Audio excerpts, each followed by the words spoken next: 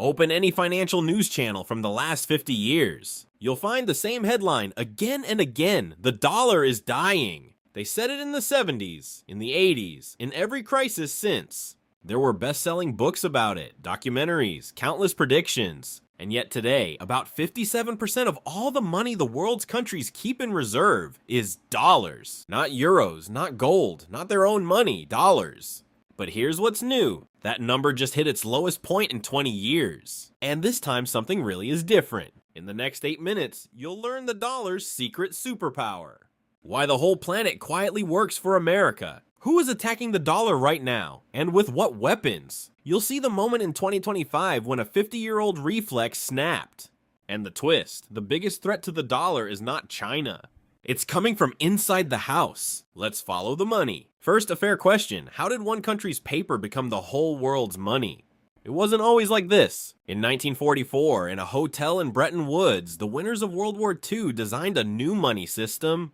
Every major currency was tied to the dollar, and the dollar was tied to gold. America promised the world, bring us $35 and we hand you an ounce of gold. The world agreed, and the dollar took the throne. Then, in 1971, America quietly broke the promise. President Nixon cut the dollar's link to gold overnight.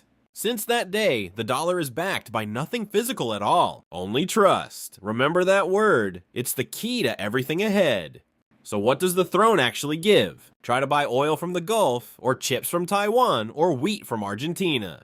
Chances are the seller wants one thing: dollars. World trade, world debt, world savings. Most of it runs through one currency, which means every country on Earth must keep a stockpile of dollars just to function. Central banks hold them, companies hold them, even criminals hold them. When a currency crashes somewhere in the world, what do people grab? Dollars. It's the planet's emergency exit. Now slow down and think what that means for America. Every country needs its paper. Economists call this the exorbitant privilege. Here's how the magic works. America borrows cheaper than anyone else because the whole world lines up to lend to it. Think of it as a permanent discount on the entire American lifestyle. Roads, wars, tax cuts, tech booms, all financed cheaper than anyone else could manage. America pays for real goods, cars, phones, oil. With paper, it prints itself. And America can punish an enemy without firing a shot. Cut a country off from the dollar system and its trade starts to suffocate. That's not a theory. When Russia's war began, the West froze hundreds of billions of its reserves with a signature. Every central banker on Earth saw that and then took notes. Well, if it happened to them, it can happen to anyone. That single signature may have done more for de-dollarization than any BRICS summit. Ask yourself, who else on the planet holds a weapon like that? Nobody. So who profits from the dollar system has a short, honest answer. The country that prints the dollars. Not a conspiracy, just the design of the system. But a privilege this big makes enemies, and the enemies have started to move. Look at what the world's central banks are buying right now. Not dollars, gold. China, Russia, Turkey, the biggest gold buyers of the last decade. Why gold? Because gold is the one reserve no sanction can freeze. It sits in your own vault. It answers to no one. Meanwhile, the BRICS countries are building trade routes around the dollar. China sells, and more often asks to be paid in yuan. Indonesia now runs currency operations centered on the yuan. India and Brazil pay for part of their energy in other currencies. Each move is small on its own. Together they have a name: de-dollarization. You've probably seen the dramatic headlines about it. BRICS will destroy the dollar. The dollar's days are numbered. The truth is quieter, but more interesting. And the scoreboard shows it. The dollar's share of world reserves has slid to about 57%. The lowest level in 2 decades. Slow, quiet, one direction. And history says thrones do fall. The British pound ruled the world once, 2 world wars, and 1 lost empire later. What's a footnote in the reserve charts? It took decades, but it happened. So the question isn't whether a throne can fall. It's whether anyone is strong enough to take this one. Still, a slide is not a collapse. For a collapse, the dollar would need to be wounded somewhere deeper. Not by its enemies, at home, which brings us to 2025. In April 2025, President Trump announced massive tariffs on nearly the entire world. He called it Liberation Day. Markets shook. That part was expected. Stocks fell. Forecasts turned red. Business as usual for a crisis. But then a 50-year-old pattern broke. Normally, when the world panics, money runs to the dollar. Crisis in Asia, buy dollars. War in Europe, buy dollars. Even when the crisis started in America, the world still bought dollars. Fear itself worked for America. That reflex was the dollar's deepest superpower. And in 2025, the reflex broke. Investors panicked, and for the first time, they ran away from dollar assets. The dollar index fell about 10% that year, its worst run in more than 50 years. Stop on that for a second. The scariest moment for the dollar wasn't made in Beijing. It wasn't made in Moscow. It was made in Washington. Let that sink in. And the tariffs were only one move in a bigger playbook. Trump's policy pulls the dollar in two directions at once. He wants a weaker dollar, so American factories can compete again. And at the same time, he demands the dollar stay the world's king. Economists have a polite word for that, a contradiction. He threatened BRICS countries with 100% tariffs if they replace the dollar.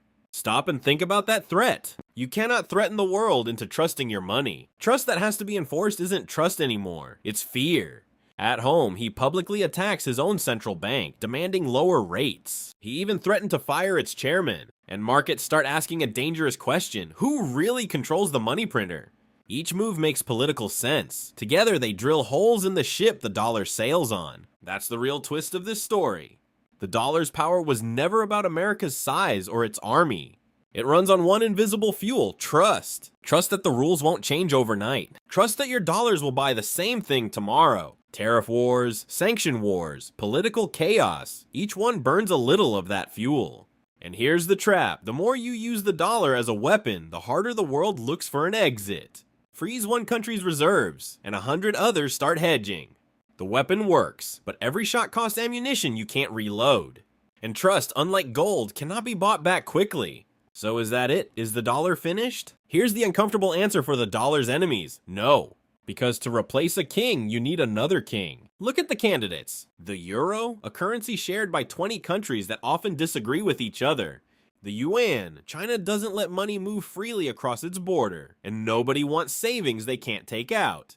Gold, try paying for a tanker of oil with bars of metal.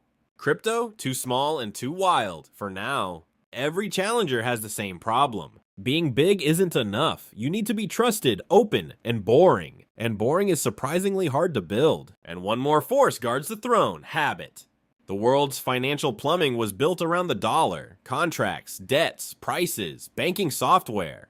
Replacing it is like replacing every pipe in a city while the water is still running. Nobody profits from blowing up the system they're standing inside. So the world keeps using the dollar, while quietly buying insurance against it. Gold in the vault, a yuan deal here, a local currency swap there. Not a revolution, a hedge. So, will the dollar still dominate after Trump? Almost certainly yes. The dollar will most likely survive this policy too. But it won't come out unchanged. Trust burns fast and rebuilds slowly, long after any president leaves office. But dominant and untouchable are not the same thing. The dollar of the next decade will be a king with fewer loyal subjects. A smaller share of reserves, more trade and other money, more gold and more vaults. A world with one financial king slowly becoming a world with a king and ambitious dukes. Not one dramatic collapse, a slow leak of trust. Why should you care? Because this fight sets the price of everything around you: your fuel, your loan, your savings. A weaker dollar makes imports pricier for Americans, and old dollar debts lighter for half the planet. As long as the dollar rules, America keeps its discount on all of it. And every percent the dollar loses, someone else picks up that privilege. Here's the thought to take with you. The strongest currency on earth is backed by no gold, no law of nature, only belief. And if money is just belief, what actually stops a government from printing as much of it as it wants?